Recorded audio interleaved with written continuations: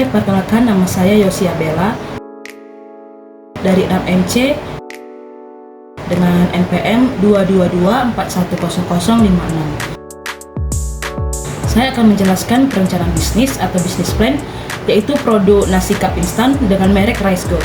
Yang pertama, aspek produk. Jadi Rice Go adalah produk makanan praktis yang dirancang untuk memenuhi kebutuhan konsumen akan makanan cepat saji namun tetap bergizi. Produk ini terdiri dari nasi yang dikemas dalam bentuk cup atau mangkuk kecil yang mudah dibawa atau disajikan. Produk ini juga dirancang untuk memenuhi kenyamanan dan kemudahan karena dapat langsung diseduh dengan air panas di dalam kemasan tanpa perlu memasak yang membutuhkan waktu lama. Keunggulan dari Rice Go yang pertama, Rice Go menggunakan bahan-bahan berkualitas dengan minimal bahan pengawet, menjaga rasa dan kandungan gizi tetap optimal. Bisa langsung dikonsumsi dalam waktu 5 menit dan tersedia varian beras putih dan beras merah.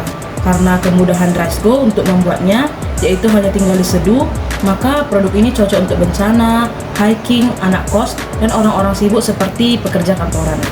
Kemasan dari Rice Go sendiri ramah lingkungan, mudah dibawa, dan aman digunakan dalam microwave seperti paper bowl dan kemasan biodegradable. Kemasan yang praktis, satu porsi sekali makan.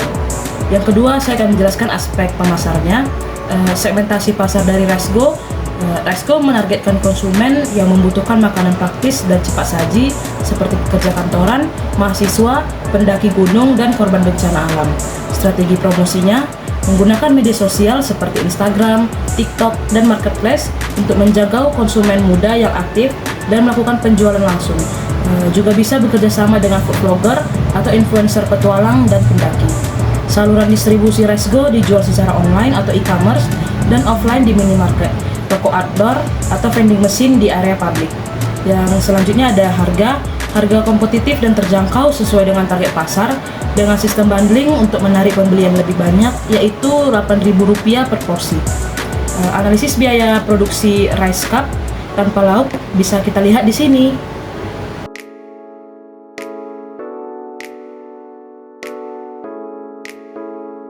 Ketiga, ada aspek penjualan. Metode penjualan Rice Go menggunakan marketplace seperti Tokopedia, Shopee, dan TikTok Shop. Direct selling via media sosial atau website resmi. Titik jual di minimarket lokal dan basecamp pendakian, serta penjualan melalui reseller atau dropshipper untuk memperluas jangkauan. Yang keempat, ada aspek etika bisnis. Yang pertama, etika produk, yaitu menggunakan bahan pangan berkualitas dan aman konsumsi. Kedua, mengutamakan keberlanjutan dengan menggunakan bahan kemasan yang dapat didaur ulang. Ketiga, memastikan proses produksi yang adil dan memenuhi standar kesehatan dan keselamatan makanan. Selanjutnya ada etika dari etika bisnis. Yang pertama, tidak melakukan klaim berlebihan atau menyesatkan. Kedua, menjaga hak konsumen atas informasi kandungan produk. Dan ketiga, pemberdayaan petani lokal untuk pasokan beras. Selanjutnya yang kelima, ada aspek sumber daya manusia atau rekrutmen. Tim awal dilakukan minimal terdiri dari tim produksi, pemasaran digital, keuangan, dan operasional. Cara rekrutmennya, yang pertama, proses seleksi dilakukan secara profesional dengan mempertimbangkan pengalaman dan komitmen terhadap visi produk. Kedua, dilakukan pelatihan awal, diberikan untuk menjamin kualitas kerja dan layanan pelanggan.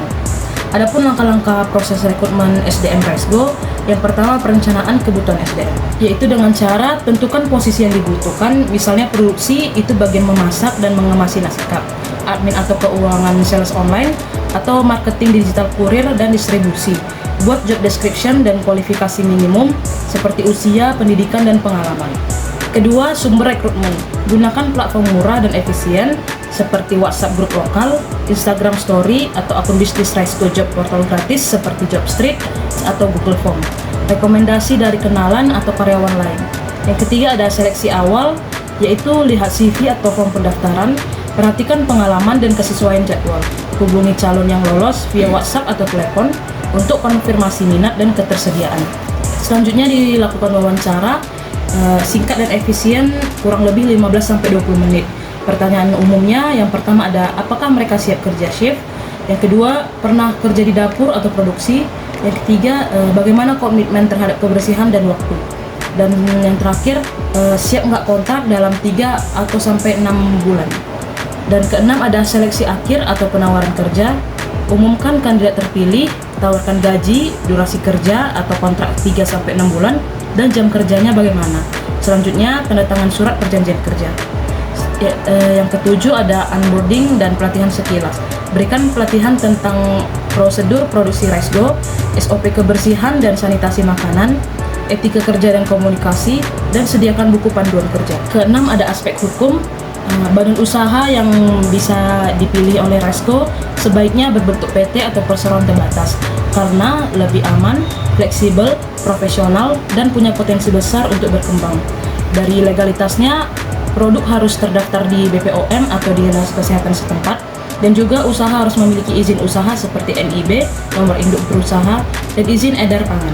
Perlindungan konsumen harus memenuhi syarat pencantuman informasi, label sesuai dengan UU Perlindungan Konsumen. Ketujuh ada aspek teknologi.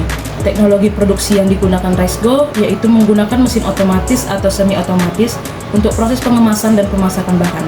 Untuk teknologi informasinya, yang pertama, memanfaatkan aplikasi digital untuk pemesanan dan pelacakan produk.